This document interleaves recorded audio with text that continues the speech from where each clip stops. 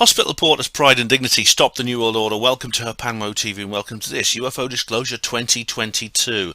Now, I hope you'll excuse me. Normally I make these videos in my little studio area, which is to my right. You can see Russell there, just poking his one eye through in the corner of the frame, the side.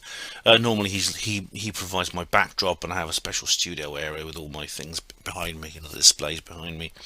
I'm not going to do that today because this video is going to be a little bit more complicated than most of them, and I've had very little time to prepare and make notes. And also, I must admit, I've been a bit unprofessional in that I'm having a few drinks. This is just wine. I'm a bit overexcited, I suppose, by what's going on at the moment, and I've done the standard hospital portering thing, which is to revert to alcohol, which is what we always do in the hospital portering service, as you'll know, if you're one of those privileged people who've actually been a part of it. So that's why that's the reasons why I'm doing this. I've got a lot of notes as well, which I haven't really had time to prepare like I normally would. So I hope that's okay. But basically, I'm doing this. I only actually decided to make this video now. I was going to make it maybe on Tuesday or something. I mean, I can't. Tomorrow I'm doing the live stream, obviously, as I've just put up the notice, and I thought to myself, well, I need to do this. I need to get this done, actually, really, because things are moving very fast. Monday nights I'm doing a couple of recordings, and I'm doing a live stream with Rin Michaelis. So I thought, well, I better do it now. I have to do this now. And, well, a lot's happened, guys. A lot has happened. Despite, I did predict just after New Year that this would be 2022 would be another 2018, a year of stagnation, a year of maybe just little hints here and there, but no major breakthroughs. Excuse me. It's just because of how do I say this on YouTube? The completely legitimate US presidential election in which Joe Biden became the correctly lawful president of the United States, and President Trump was not removed by any fraud. There were no funny business. It was a perfectly normal election. Hong Kong, as Styx Hexenhammer would say. And so I said there'd be that, and several other things made me think we'd just be hinted at. But a lot has happened, and I'll go into some of the ones that I've covered since the last UFO Disclosure video, which I had Steve Bassett on the show. Excuse me. Steve Bassett, of course. And what I'll do is I'll go into things that have happened since, but I want to start with the big announcement that happened just, what day is it today? It's happened just yesterday, it happened last night. The Calvine UFO, it's unbelievable actually, the Calvine UFO photo has been released. It's what? It's like, what? It's like, I know, it's like, blimey, this is really unprecedented and really strange that this has happened. We're talking here about one of the most tantalizing enigmas in British ufology. This legendary Calvine photograph. Now, the thing is, there's a bit of a strange story behind it, but basically, when Nick Pope was on his throne at the MOD UFO desk, he had this, excuse me, it's either I yawn or I cough, which would you prefer? He had this poster-sized enlargement of this photograph on his office wall, which is really quite something. Now, as for the original photo, it was nowhere to be found, because according to His Royal Popeness, the photograph we're talking about here, which has just been released, was to be classified for 50 years, along with everything else involved in the file. We just had Nick's picture on the wall, which was, now this was prioritized of size over quality. It was a pretty poor quality print. Also, Nick then went and made apparently he went and made a reproduction of it, which is, there's a huge amount of confusion over this. I actually wrote an article about this earlier today, which I've had to edit.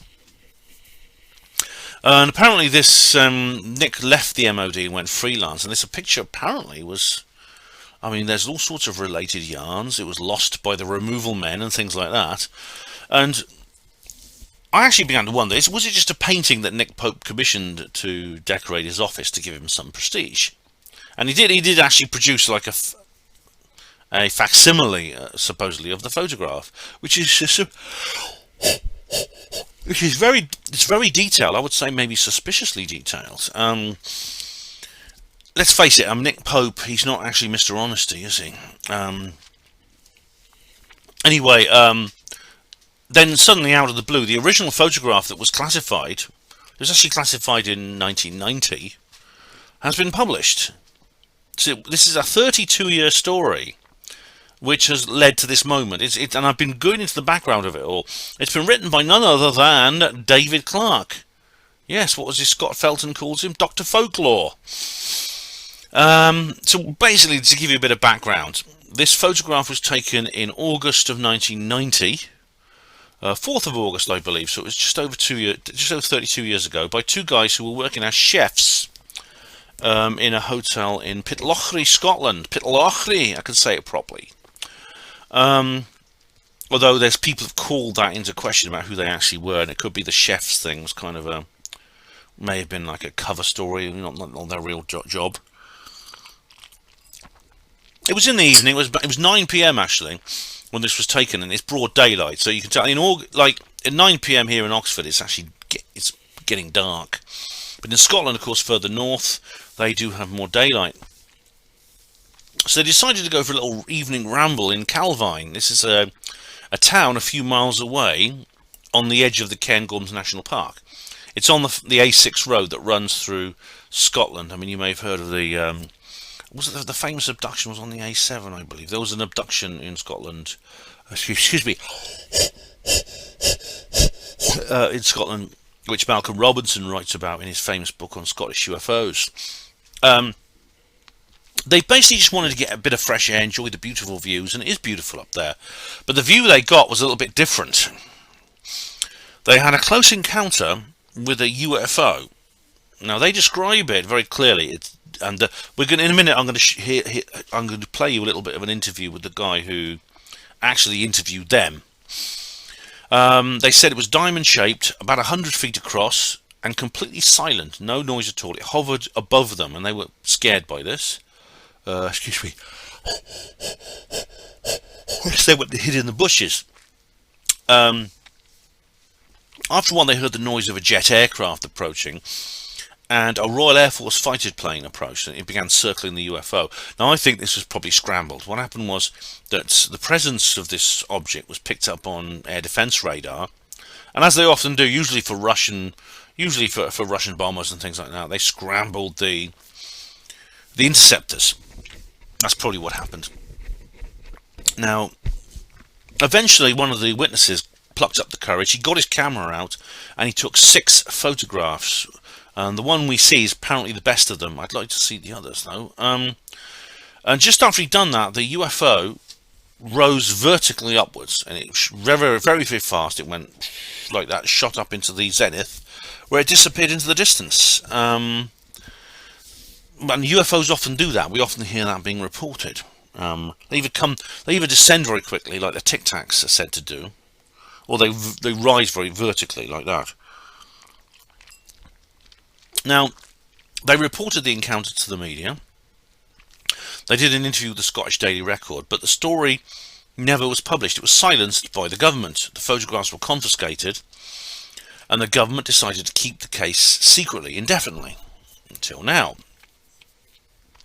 This is where it gets strange, because this isn't some kind of like big data dump by the ministry, like the MOD at Kew, which Popey used to deal with. This is technically it's a leak. The photographs haven't come directly from the MOD, but they've come from a retired official, a guy called Craig Lindsay. He's 83 years old. He was in the RAF for 10 years and spent the rest of his government career in the civil service. And he was the guy sent to deal with the original case when the newspapers contacted the authorities, because that's what the Daily Record did. They said, this is a UFO sighting, and they contacted the authorities. So, excuse me. Well, the skeptics say this doesn't happen. The skeptics say that if the newspapers got hold of the story, they would publish it. They would just publish it, but obviously they don't. Obviously, the editorial team at the Daily Record decided to just call the authorities. Makes you wonder, how many times has this happened and we haven't heard anything about the details because the cover-up's been successful.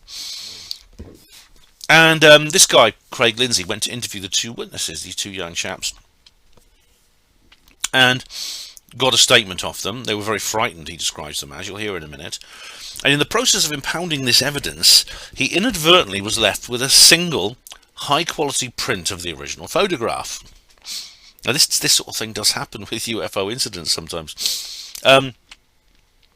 He kept it in his home for 32 years, although apparently he did like to get out and show people occasionally. He wasn't that worried, I think, about the Official Secrets Act. He eventually was approached quite recently by Dr. David Clark, and he was quite happy to talk openly about this thing that he had, this photograph that he had. Clark then looked at it and said, This is by far the best UFO photograph I've ever seen. I hope I can do his voice correctly. Now, Clark is actually not a man who's easily impressed. He's generally considered to be a skeptic, and I would classify him like that. And this photograph is definitely spectacular. It's lit perfectly, it's exposed perfectly. The object is close to the camera. It's in sharp focus.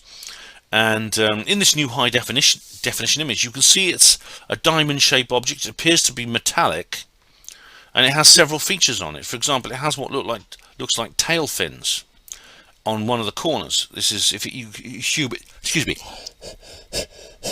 you assume it's all diamond-shaped, and it has these fins. It's like the tail fins of a rocket or a missile. I'm just going to have some of my dragon juice now.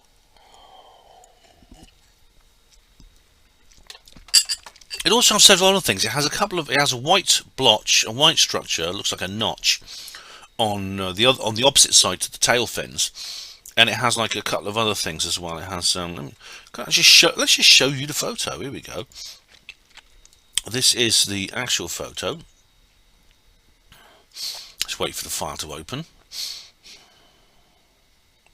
Well, let's just see if that's all right. Yeah, it's still working. And bear with me, ladies and gents. I'll be with you in a minute as soon as this file opens. And basically, this was what was originally suppressed. Here we go. This is like a kind of let me just display capture. There we go. This is actually like a clip. This you saw this in the title shots of the video. This is like a clip. Not a clip, a cropping of this thing. You see, for example, there's a black structure here on this corner. There's a white notch, which looks like there. That there is a Harrier V-STOL strike aircraft. It's been identified. I'll just go. Here we go. This is like the main. You see, this is slightly better quality actually. This is the actual main image. That is a crop of this. You can see here there's a barbed wire fence. You can see there's the object, which is said to be diamond shaped. This is their description. There's the Harrier. There's the Harrier strike aircraft, which is like the interceptor, and apparently there's another Harrier jet somewhere in this image. I must say, this. Let me just find the. This is the image that Pope produced, which apparently is a reconstruction, and some people have said that it's suspiciously good. You see, the talk about another Harrier is, where's the other one? Apparently there's a second Harrier jet somewhere in this image. This is Nick's reconstruction, and apparently it corresponds to something in the original. But that's a kind of that's kind of what we're talking about here. Now, the UFO, this UFO ended up made its appearance. You can see from its appearance, and also from the maneuvers it made, that it's no ordinary aircraft. So the question is, what is it instead? And some people have said it's the Aurora, this theorized spy plane. This is an American reconnaissance aircraft, apparently, although it's never been proven to exist or admitted to exist. However, the U-2 spy plane and SR-71 and the A-12 Oxcart, these were all highly sophisticated modern spy planes with exceptional capabilities in terms of high altitude flying and speed, that were themselves they operated in total secrecy for their early history. The Aurora is theorized to be one of these that hasn't yet been classified, and apparently it operates out of RAF Machrihanish. This is an RAF base in Scotland on the Mull of Kintyre. Cue Sir William Shepherd and his songs, and it's said to be a replacement for those two older aircraft. But the Calvine UFO is very obviously not an aeroplane. I mean, it doesn't look like one. Doesn't appear to have any wings. The description by the witnesses doesn't match it being an aeroplane. The way it hovers. Aeroplanes can't hover unless they are like V-style aircraft, like the Harrier. But in which case they'd make a lot of noise. V-style aircraft are very noisy, and they would leave some kind of. That would be the case. They wouldn't be silent. It doesn't have aerofoil wings. Again, you would have to do this because when it's not hovering, it would need to fly using its aerofoil wings. This craft clearly doesn't have them. It achieves lift by a very different method. Now, I've said many times that it's likely that people have actually developed these kind of aircraft that do have a free energy power plant and an anti-gravity propulsion system. And I've talked, just look at the videos I've made. I made a video in reply to Steve mumbling about this. The Space Force. Now, so this is not, if this is man-made, if this is a human construction, then it is one of these, and it's not the Aurora. The Aurora is an aeroplane. It's said to be an aeroplane like the U-2 and the SR-71. People have actually seen black triangular-shaped aeroplanes flying in and out of RAF Machrihanish. What's his name? Simon Holland did a video about this. Simon Holland's an interesting character, actually. I mentioned him in the last, in previous videos about how he's kind of trying to bury his past, and you know. So if it's some kind of secret aircraft using anti-gravity, spacecraft, a TR-3B type thing. Although that doesn't look like the TR-3B, it has to be said. It's obviously not one from Britain or any of our allies, because if it was, it wouldn't be hanging around at low altitude in central Scotland, thereby triggering the RAF. It would be from a foreign power. It would be from Russia. Russia and China are generally the ones often nominated. I mean, and they were indeed today. These are the ones usually nominated, but they were back then as well. However, in those days, the world was different. I mean, Russia had a huge amount of domestic tension to deal with, because in 1990 the Soviet Union was simply collapsing. It is a possibility that this is some kind of invasion by an aircraft from a foreign power, a Russian or Chinese anti-gravity device, but I don't think it's very likely now. And conversely, Dr. David Clarke does. In fact, he is virtually certain that that's what it is. It is something like that. And I don't quite understand his logic there. And the reasons to doubt this is a secret technology, there are several reasons for that. Partly their behaviour, as I've said. The behaviour of them. Obviously, if this wouldn't be a British or Allied aircraft, like I say, just hanging around in central Scotland and not telling the RAF, so they scramble their jets. If it's a foreign power, then they're not being very stealthy. I think they'd probably be they would use these things for high altitude reconnaissance. What they were doing would essentially be an invasion. As I said, in those days, the Soviet Union really didn't have that on its mind because it was in its death throes. But there's other reasons as well, and I've dealt with this before, but another reason is simply the antiquity. It's the fact that the antiquity of these kinds of phenomena. And I mean, I've dealt with this, actually. I interviewed Darcy Weir. How many of you actually listen to her Panmo Radio? I know not many of you read the Her Panmo Radio blog. But the Her Panmo Voice blog, but surely some of you listen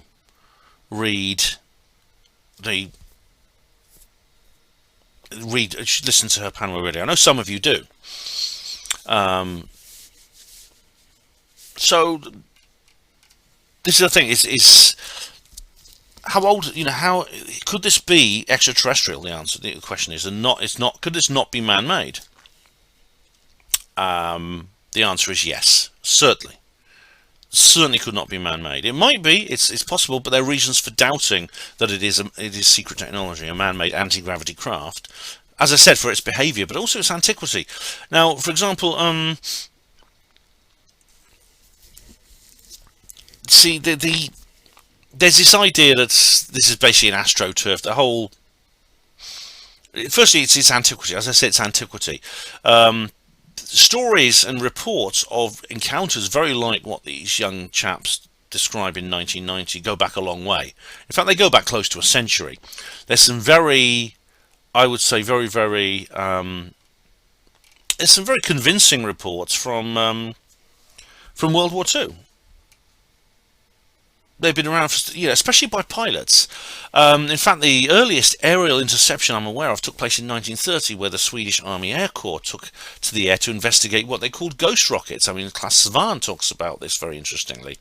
I mean, presumably, if there were secret government laboratories around back then, and they were, I've just written about them in the latest Obscurati Chronicles chapter. Presumably, they didn't invent free energy and anti-gravity before piston-engined aeroplanes. That's another thing. Now, the answer I'm probably going to get. Oh God, man! I just had a thought. Kev Baker would have loved this, wouldn't he? He would have absolutely adored this. He'd have been in his element, man. He'd have been in his element, because we talked about this photograph. We talked about the photo, and all we got was Nick Pope's representation. Let me just find. Oh God, hang on. What's going on now? Oh, my browser's playing up. I want to open a new window and it's taking ages. Okay. Let me just go into... Kev Baker and I talked about this. Right. Kev Baker and I talked about the Calvine UFO, the witness descriptions, and the photographs we had at the time. Now, the only photographs we had at the time was Nick Pope's reconstruction, which I've just showed you.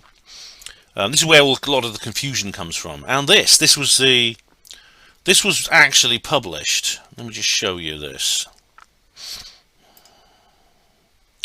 Alright, save image, if it works. Yes, it does. Alright, now I'll just, because I've actually saved the things that I want to save. I'm going to use a different view. I'm not going to use the same picture view I used last time. Not responding. Oh dear. Open with Windows Photo Viewer. Maybe this will be a bit more user friendly. Okay, so let me just go to display capture. This is all we had. I discussed this with Kev Baker. This was the only thing that was published. This is a crude. I think deliberately, the resolution was deliberately lowered on this, but this was the published image. That was the only thing that basically was permitted. It's just this crude photocopy, as you see here. Obviously, there's a contrast. There's always a big contrast problem. You've got photos. You have dark stuff and light stuff, and you put them together, and they make bad photocopies. You can see something basically diamond shaped, or squared, or saucer shaped, depending on what angle it's being looked at. And there you see it here, a perfectly normal man-made aircraft. Looks like a military jet, which it was. That's all we saw. Now, Kev and I used to talk about, what if the real thing comes out? What if we get a better detailed description of this? And what do you know? We have. It's like, oh, I wish he was around to see this. If you're watching from another dimension, and I hope you are. Spirits can see into our world. It's a lot of the time. So yeah. I just hope you're enjoying this, mate. I really hope you are. Now, there's one thing. Kevin and I actually debated this because he never agreed with me on this. But there is this idea. It's actually quite a fashionable idea now. It's quite common, which is that UFOs themselves are a form of engineered neo-mythology. that is basically astroturfed into society to cover up the real truth. Well, the idea is that it's created as a form of psychological warfare, so that the government, the CIA, and other secret organisations can launder their more down-to-earth covert projects. It's not very original. As I said, it's very fashionable, but it's actually very implausible. And I've made this point on other videos. Just think how easily it could backfire. You're drawing someone's attention towards something with the ultimate objective of deflecting it away. It's a very risky gambit. I think we could dismiss it on theoretical grounds. I know some of you in the chat box, or some of you in the comments, will probably disagree. It's like a bank robber. You know, two bank robbers steal some money from a bank, and they go their separate ways. One of them buries it under a tree in the woods and never tells anyone. Just makes a note of where the tree is in code and never tells a soul. The other doesn't do that. The other buries it, but then he puts on a striped jersey and a face mask and a cloth cap, and he writes swag on the bag. And then he every time he stands over on top of where he's buried the swag, and every time a policeman walks past, he waves a placard and he shouts at the officer. He says, officer, policeman, Mr. Policeman, can I have your attention for a moment? Just to let you know, there's no stolen cash here, okay? Just unicorn bones. Which of those two stashes do you think would be found first? How long would it take the policeman to realise what was actually going on? So no, it's not a piece of astroturfed engineered neo-mythology. It's not. And the idea that somehow, if the Calvine UFO was the Aurora or something, they deliberately seed stories about UFOs out there to muddy the waters. No, it wouldn't muddy the waters. It would give away their secrets. Yeah, I just think, you know, under that theory, and I actually debated this with Mark Pilkington when I met him. He wrote the Mirage Men. It's worth reading that book, even though the central thesis of it is wrong. Area 51, it's a secret base. So you put Bob Lazar out there to deflect people's attention away from Area 51 and make sure they don't think about it. Hasn't worked very well, has it? All right, guys. So what I'll do now is I'm going to play you a little bit of this video. This is here we go. This is Dr. David Clark. Here we go. This is an interview. This is on the Disclosure Team YouTube channel, which is very good, actually. Exclusive, original Calvine 1990 UFO photo found, reveal an investigation video. This is I've watched most of this.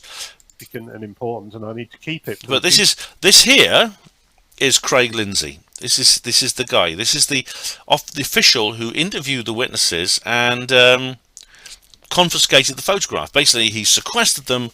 And the negatives and the prints that the two chaps had made, and he put them into the MOD, and he took them away to the secret MOD files, only giving Nick Pope a massive poster-sized enlargement. But this is him.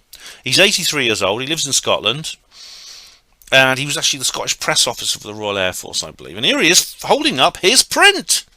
Let's listen to what he has to say. I'll stop at certain times and make comments. Which is what he did. And that's him with the original envelope.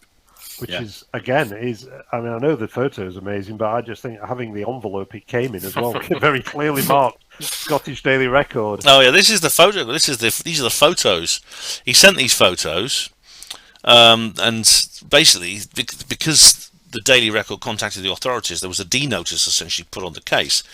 And here's the envelope. It's a very, very carefully constructed envelope. Which was essentially sent by special delivery, by special rail mail, to make sure that nothing got lost and nothing fell into the wrong hands. And you can see they obviously took a lot of care that this was sent by train over to That's Clark. That's David Clark. These are the presenters of the program. Let's just go. Comment. And with the RAF. Now you can hear his voice. Okay, so this is an audio interview. There's David Clark there with Craig Lindsay. Say who you are and how you got involved in this. Craig Lindsay. I was Public Relations Officer to the RAF in Scotland on the staff of the Air Office of Scotland and Northern Ireland I was in the office one morning, the phone rang, picked it up, and it was somebody on the picture desk at the Daily Record saying that they'd got a story from a couple of guys who'd seen something in the air. Something in the air, right? Calvine, and would the RAF care to comment on it? And I said, well, not really, because I don't know what I'm being asked to comment on.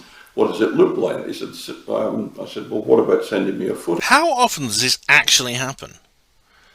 This must happen more often than we think. I bet you this happens all the time, just we never hear about it because the cover-up essentially is successful. It's like the Fife Symington thing. You know, the guy who confessed. He was the governor of Arizona. He confessed that they'd instituted a cover-up over the Phoenix Lights, put out disinformation and things like that. Symington confessed. How many others didn't? Photograph, a print. He said they had come in with 6 negatives, and you know, it looked convincing, so they wanted the RAF to comment. So I said, well, what about a print? Yeah, no bother at all. I'll get one done, and we'll get it to you as soon as possible. And I think it was the next day. A hardback envelope was delivered to my room, opened it, and inside was a photograph. That's the one he just showed you. What I had done was to say to my colleagues in London, I had the call from the records, the photograph had come in, and again, it was whoever it was I was talking to, oh yeah, another one. I said, well, this one is a bit more interesting than... Okay, I don't have to play all of this, but basically just describes the process I've just outlined and about how it fell into his possession. Somehow there was a mistake of some kind, and he ended up with a print of his own, which he shouldn't have had. And he sort of kept it with him. No one asked him for it. It was not formally forbidden that he should have this print, because the print actually fell in. The print actually came to him before the MOD put out the official diktat that that everything had to be sequestered and everything had to be sort of like confiscated, and it didn't include officially this print. Although probably if he told them about it, they would have said, no, Craig, we need to have that as well. That's it. That's how governments are like. But anyway, this guy, I think this guy's a hero. Clark calls him a hero. David Clark, he gets on a lot of people's nerves. Scott Felton has a low opinion of him, and I think, to be honest, when it comes to the Bedouin Mountains incident, Scott's criticism of Clark is totally justified. Yet he seems surprisingly flexible when it comes to this particular subject. It really does. He seems that he's kind of willing to bend over and say, okay, this is something that, this is the kind of thing that I can't explain just as folklore and all these other things he rabbits on about. So yeah, and this guy Craig Lindsay, preserving this kind of evidence makes him really, really a very important person in the history of ufology, and heroic, and David calls him her hero. I just hope there are more like him who have these little Easter eggs tucked away in somewhere at home. Maybe some pieces of the real Roswell wreckage, things like that. Maybe they'll come out and say, "Look, here it is." At some point, that's what I'm hoping will happen. Yeah.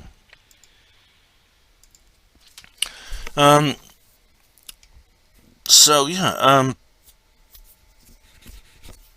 So basically, this I believe this could be an artifact of non-human intelligence. What we're looking at here in that amazing photograph, it could be a vehicle from an extraterrestrial civilization. Absolutely, it could.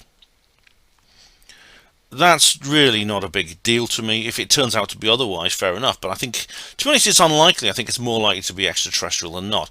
The real thing that I can't understand, the real thing that I cannot explain right now, is why now? That's why the title of this video is UFO Disclosure 2022, Why Now? Why has this evidence suddenly come to light? This was supposed to be locked away for 50 or more years. According to His Royal Papal Majesty, that was what it was supposed to be. Now, I know, as a lot of you are going to say, that yeah, this was essentially a leak.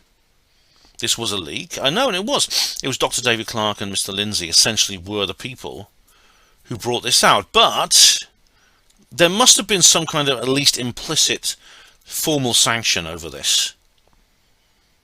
You know, Mr. Lindsay, he's not too old to be arrested under the Official Secrets Act and spend the rest of his life in jail. He's not too old for that.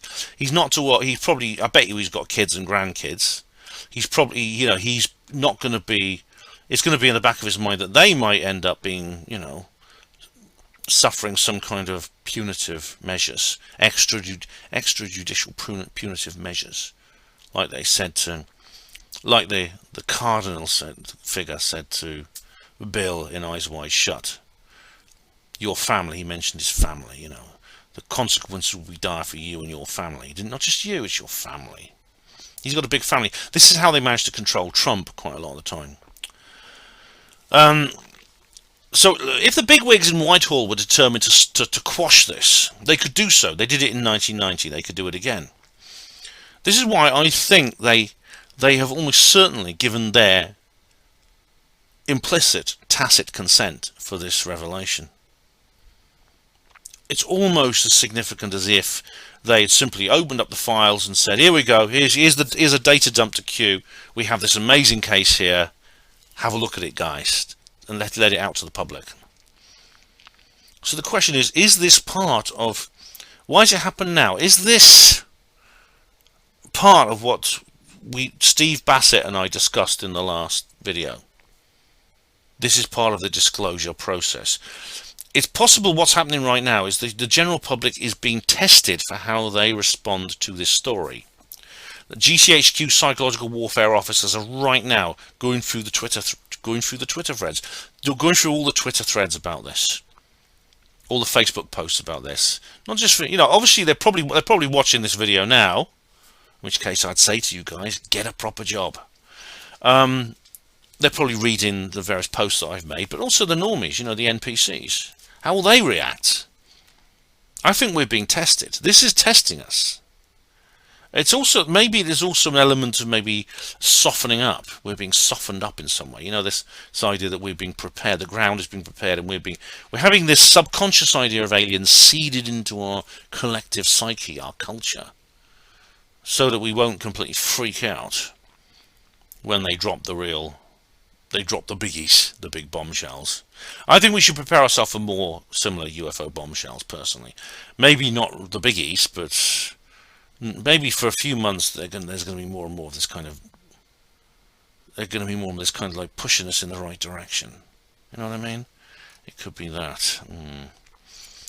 Anyway, this is absolutely this is a groundbreaking issue.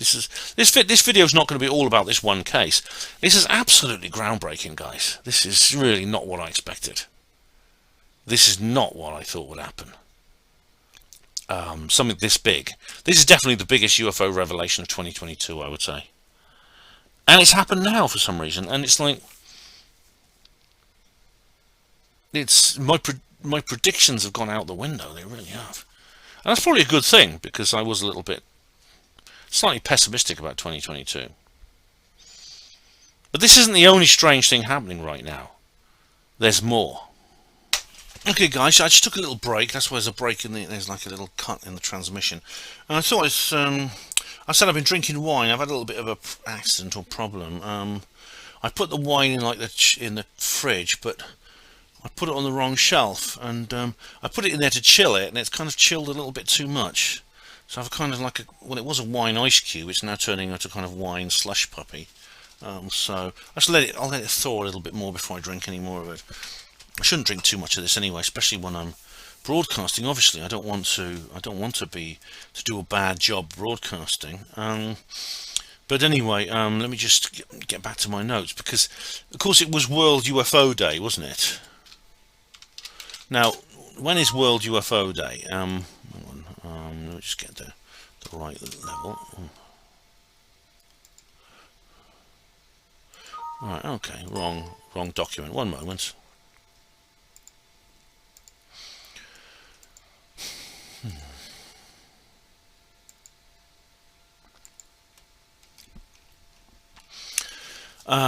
Now, when is World UFO Day? Because obviously, like, I didn't do anything for World Disclosure Day, as you know. I did something when I got back on Panama Radio. Basically, I was away for World Disclosure Day because, of course, I was at the Basis Project conference, which is why I did that little striptease on stage. Miles is the official video is now up on Brightio, actually, if you want to see that.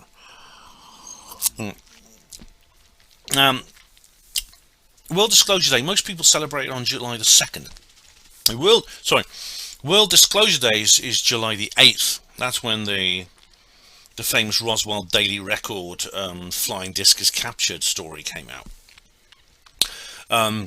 World UFO Day is usually July the 2nd, because that's when it's thought the Roswell crash happened. But some people time it differently. I mean, there's people say the Roswell crash happened a lot earlier. Some people say, some people celebrate World UFO Day on the 24th of June, because that's when the Kenneth Arnold sighting happened. Some people claim Roswell happened as long ago as late May, and it's 47, so no one knows exactly. But World UFO Day is either July the 2nd or June the 24th, depending which one you choose.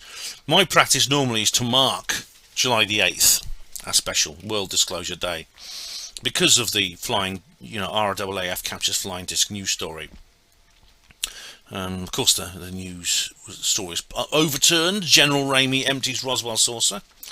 But of course, I was at the Basis Project. Not unfortunately, but I was at the Basis Project conference at that time. But it's 75 years. It's a big. It's a 3/4 of a century. So 75 is always like a big anniversary. The question is, can we get disclosure before it's a 3-figure number? We hit the century, which will be 2047. I hope so. I won't tell you how old I'll be then, but I'll be getting on a bit. If I look after myself, I'll still be alive. But the thing is, I reckon the way things are going, we'll get disclosure before it's 76 years. I'm not normally that reckless in my predictions, but I am this time. I'm kind of like thinking, well, what if?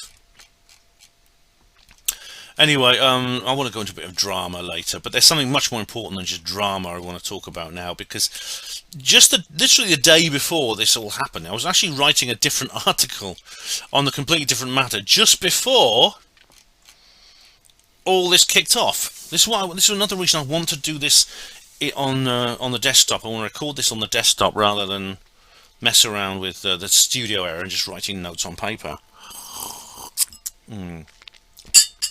But a video has appeared which I wanted to bring up with you. Now, if you search for videos and photographs on the internet about saying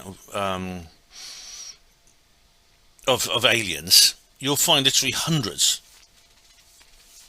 You'll find literally hundreds of the videos to do with that. You search alien video. There's loads of them. Now, obviously, most of those are going to be fake.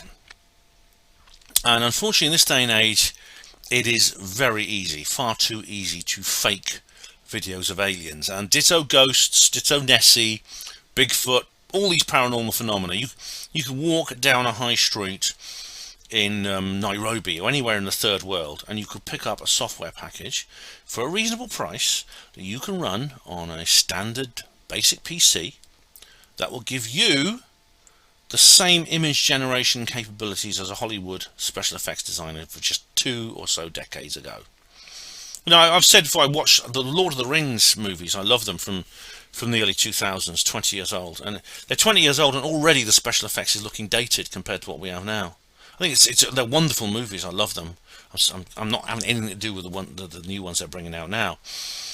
But you can just tell that times have moved on. So it's little wonder that such visuals have proliferated exponentially, and therefore the photographic evidence just does not carry the same weight that it used to. There's this signal to noise ratio problem. Not least and I've talked about this before when I talked about the alien interview. If you came into possession of some secret government alien footage, like the alien autopsy or the alien interview, what would you do in this day and age? What would you do? If you wanted to make people aware of it, publish it online.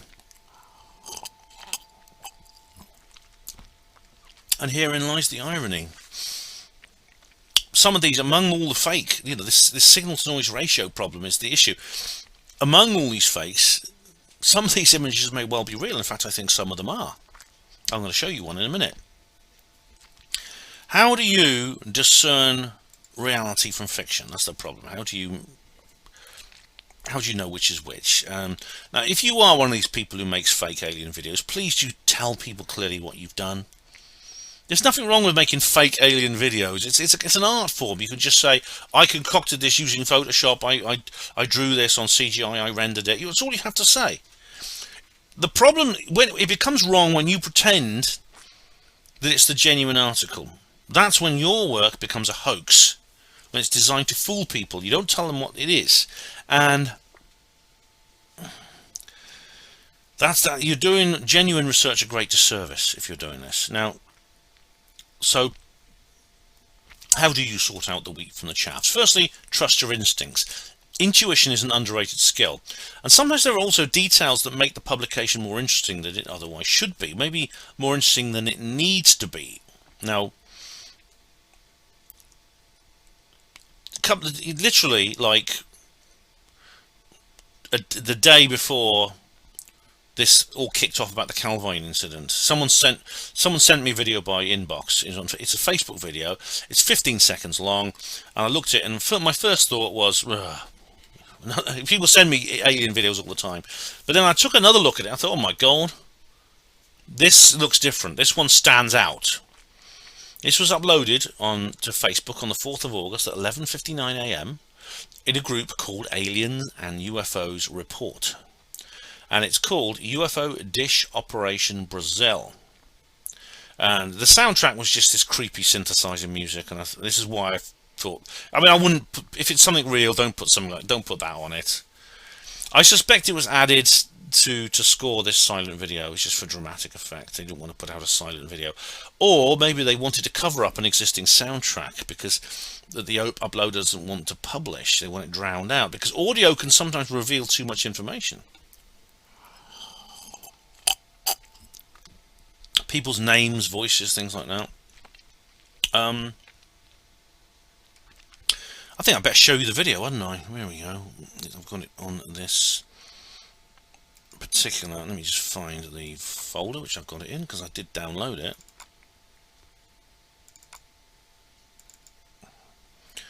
Come on.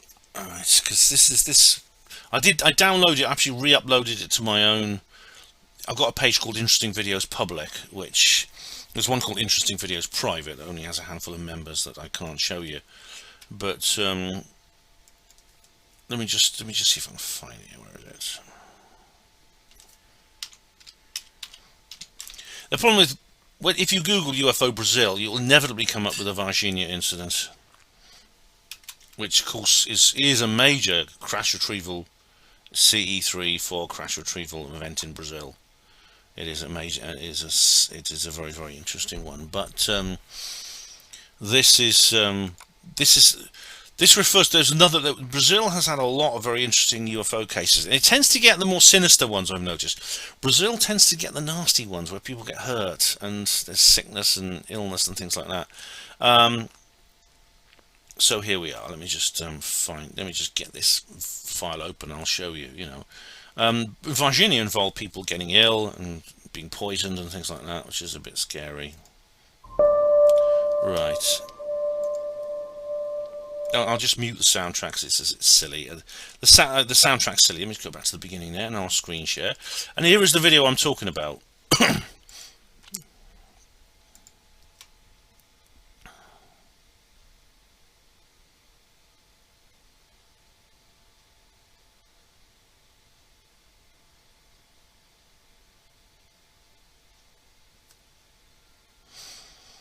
Just play it again.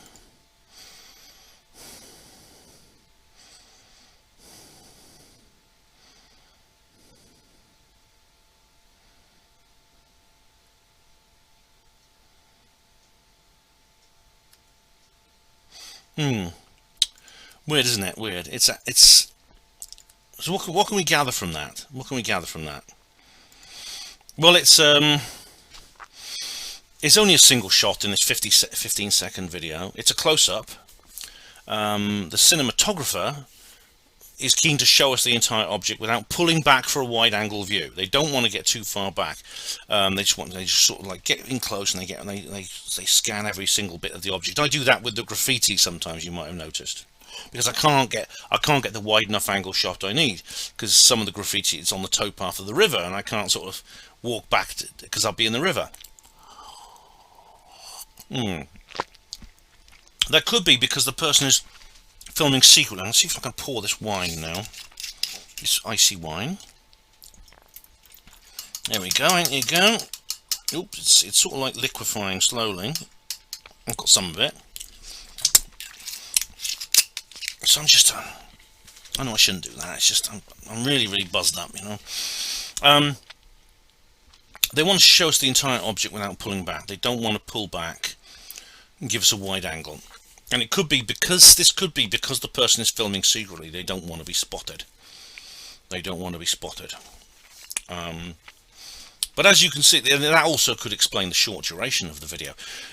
What you see there essentially is a specimen jar. It's a pathology specimen jar. I've seen them many times at my hospital. You see them all the time at my hospital, and it contains what looks like a complete dead biological entity. It's submerged in what looks like preserving fluid, I'm guessing, and it looks small. I reckon it's about the size of a newborn infant. It could be smaller than that. But I wondered if it could be actually a newborn infant, but it appears to have a fully developed face and skull. It doesn't look like a human baby, and it also resembles many of the witnesses' descriptions of extraterrestrial fauna, greys in other words. Now I did wonder if it might be a commercially produced toy like Boyd Bushman's Alien, so I'll show you what I do. I went to Google Images just to see if there's anything there now, because I went to Google Images just to see if it might be some kind of toy. Dead alien in a jar toy. Here we go. It might be like, because you can get novelty ones in the Roswell gift shop. You can get novelty ones, you know, and they're quite fun. They're a bit of a joke. Do you remember Boyd Bushman and his Alien? That was very obviously a toy. But here, this is what I found, and you get all kinds of little things like this, you know. And it's all a bit of fun. It's just a joke, you know. This is smuggled out of a secret laboratory and stuff like this. That kind of stuff. I didn't find this thing anywhere. This is the baby alien in a jar, things like that. I never found any. There's lots of like from the film Alien and stuff. I never found anything that looks like what I saw in that video anyway. I just want to check that out. So if this is fake, basically, it's been created as a fake. The thing must have been designed as a fake, and you have a look at it, and it's not. It's actually. Let me just show you.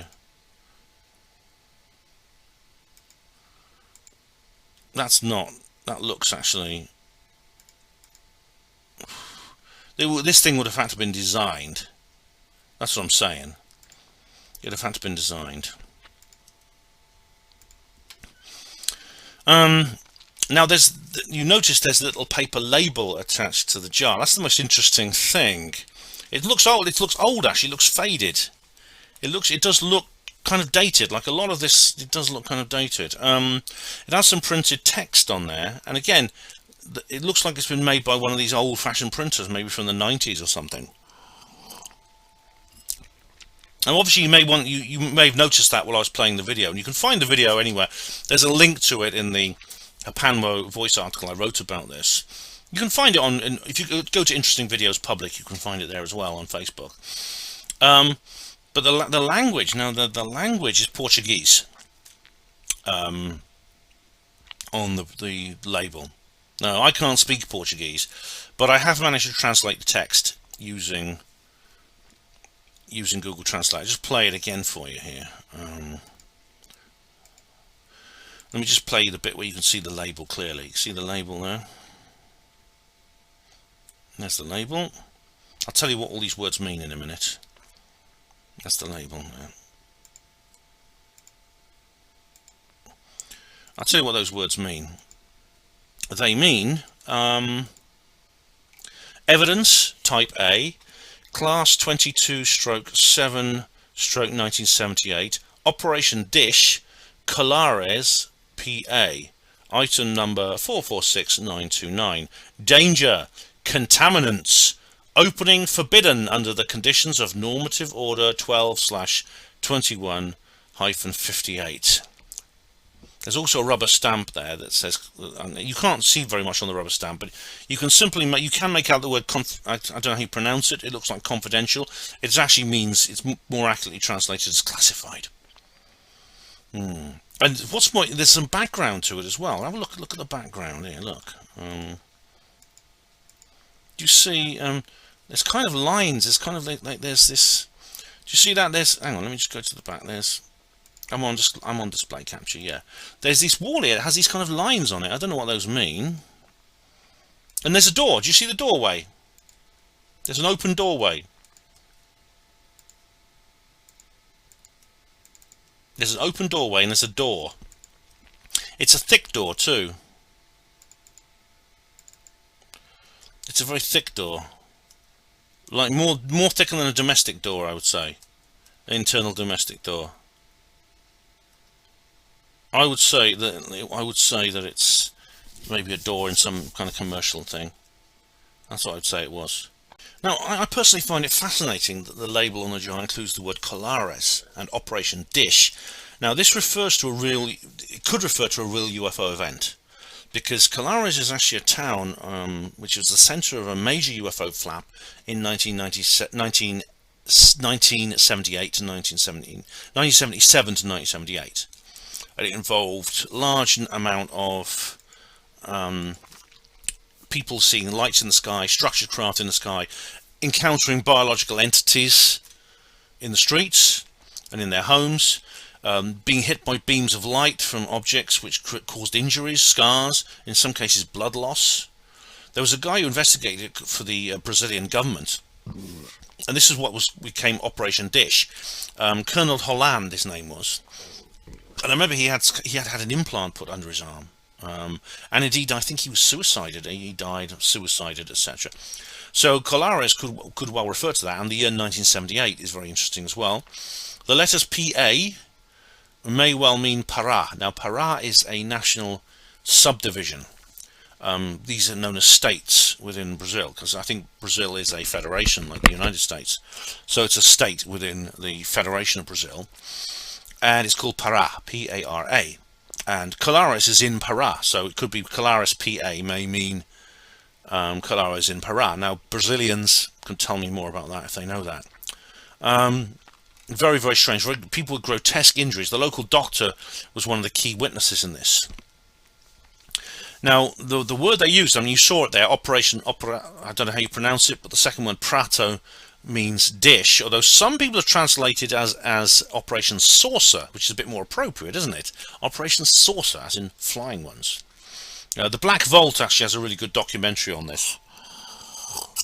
There's a document published by John Greenwald on the Black Vault. He confers with A.J. Javard, the famous Brazilian ufologist. So what is this thing?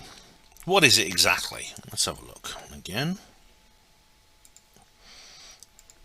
So what is it, do you reckon? What do you think that thing is?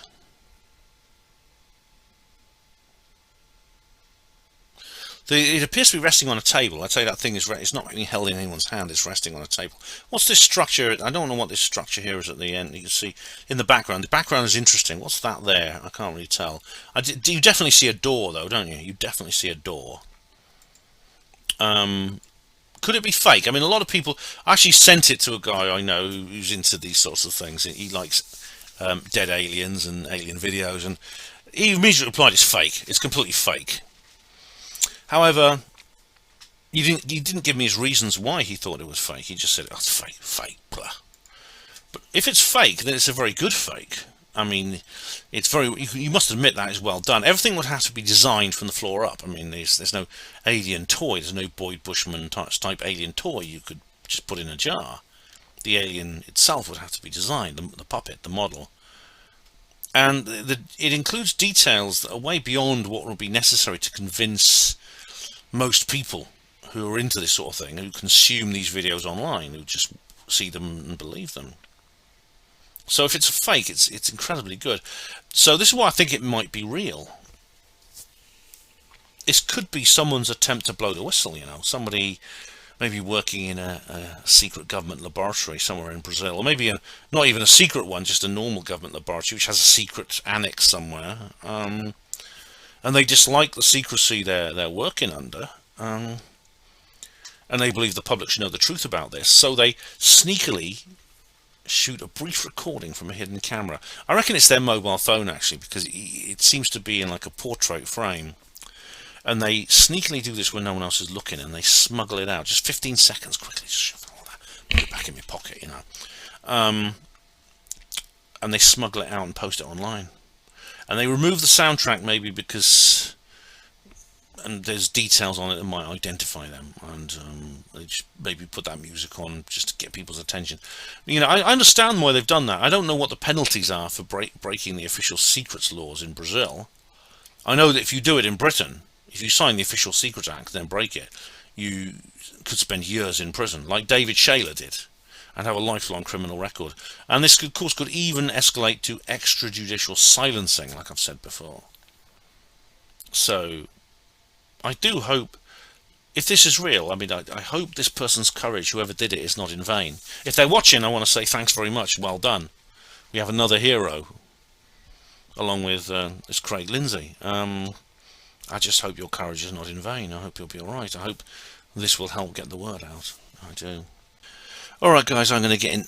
I'm going to not resist the temptation. In fact, maybe it's something that we need to do, but let's get into a bit of drama, shall we? Now somebody actually, I saw someone, it was actually the Bases Project, and they actually came up to me in a pub, and they said, oh, they talked to me, you know, hey Ben, in sort of almost hushed tones.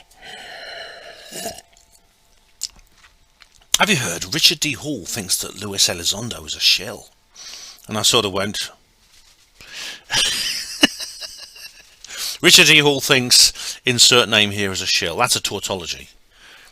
Richard D. Hall is a man who goes to sleep every night thinking there are MI5 agents under his bed.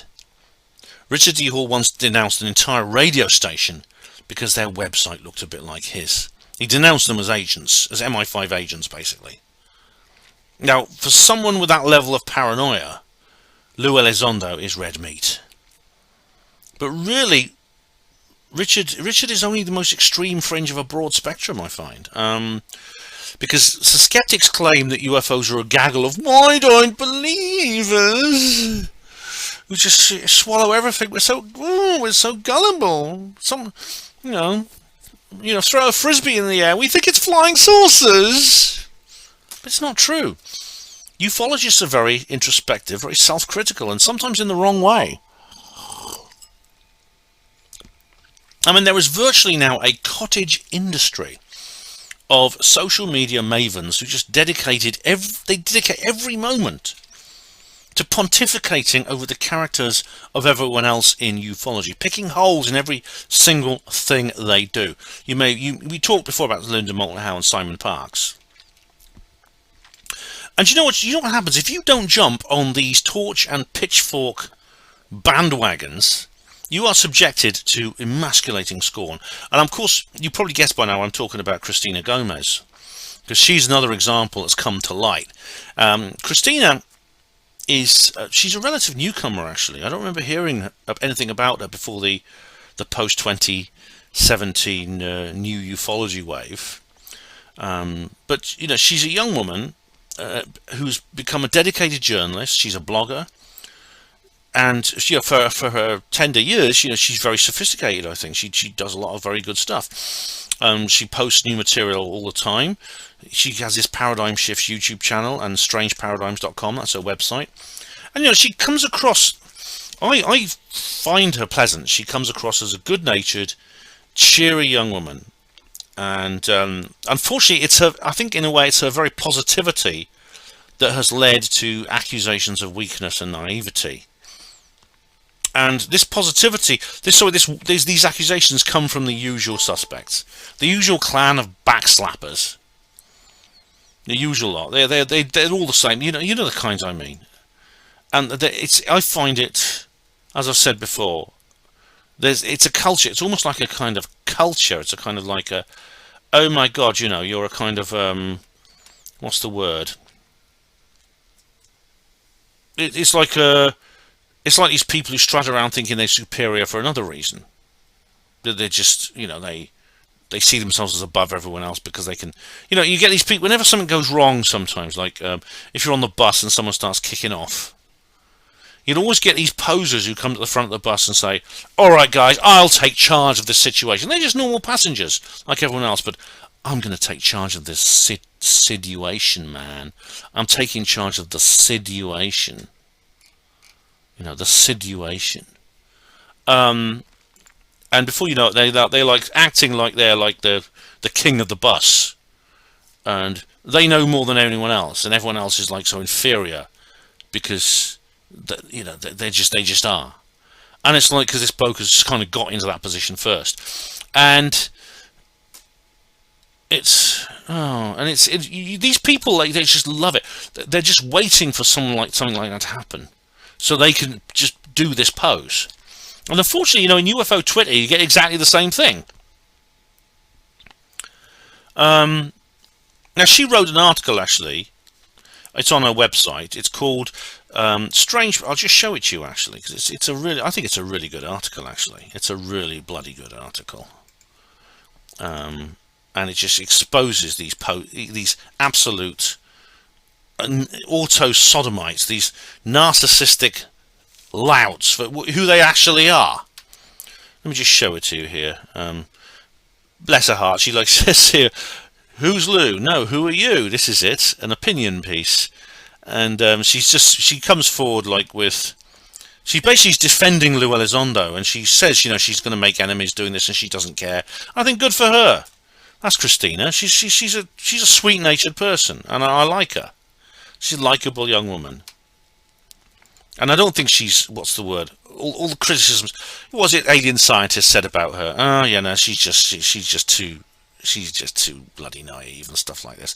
Alien scientists is another of these posers, unfortunately, like Stephen Cambion, like Richard D. Hall, and Andrew Johnson. Funnily enough, alien scientist doesn't get on with Andrew Johnson. Well, no, hardly anyone gets on with Andrew Johnson. But I'm surprised those two. What strikes me about Andrew Johnson and alien scientist Jeremy Reese is they're so similar. They're both equally miserable. They're both equally arrogant. They're both equally antisocial. So I don't know why they don't get on. They should be kindred spirits.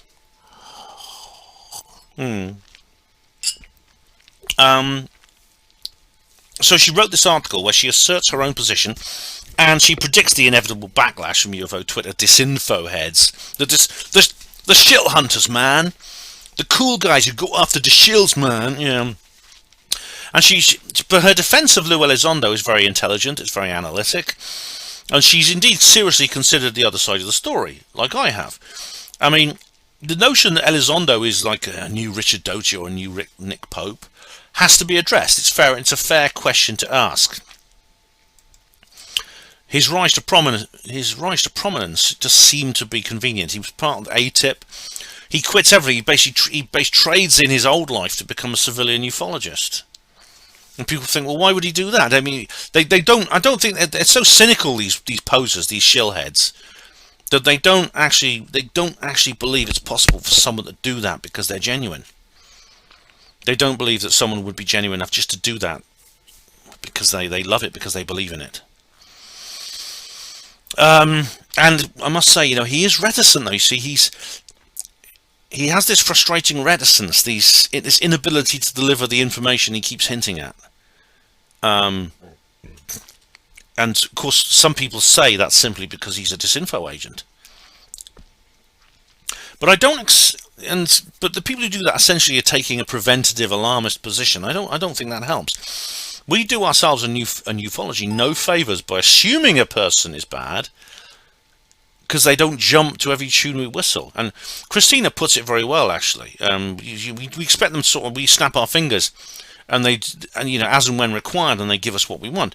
She says here, if he isn't a peerless master of disclosure and our tip of the and the tip of our truth-seeking spear, a guru of confirmation of all our suspicions about the gatekeepers in the house of smoke and mirrors conforming to our every expectation, then by gosh, we'll cancel him. Yeah, right. Get over yourselves. Now, Lou Elizondo has actually said similar things to Stephen Bassett. He stated several times that disclosure is a process. I'm inclined to believe him. It matches my own observations. Lou Elizondo has also fallen out with Dr. Stephen Greer, which probably it's another kind of like I think it's another buckle on his belt, quite frankly. Anyone who falls out with Stephen Greer has probably got their head screwed on right. Now, Christina understands that people talk about cross-examination, but in many cases in UFO Twitter, cross-examination is just an excuse for an orgy of self-indulgent bullying. And money can be made from that kind of drama, can't they? I mean, Christina uses the term wannabe Howard Sterns, and look at them. Look at these people. They have Patreons, they have super chats. They're making money too. They moan about Linda Moulton Howe making money and things like that, and Greer making money.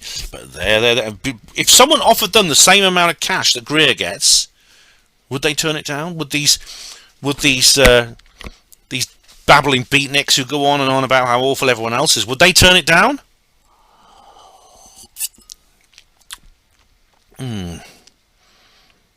Yeah, you get Patreon. If you're a patron, you get privileges. If you're a donor, you get privileges.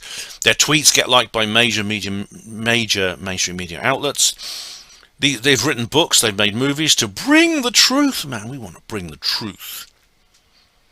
And these aren't necessarily skeptics, but they understand, I think, the lucrative element of being a skeptic. Not only that, but it gives you social status within the UFO Twitter society, because you're the rational, hard-headed type, man.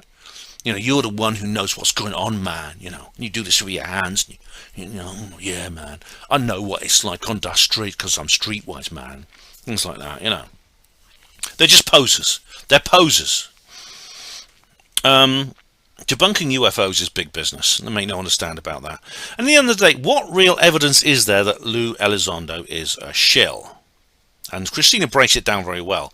He has a reputation for expressing sincere beliefs about UFO transparency.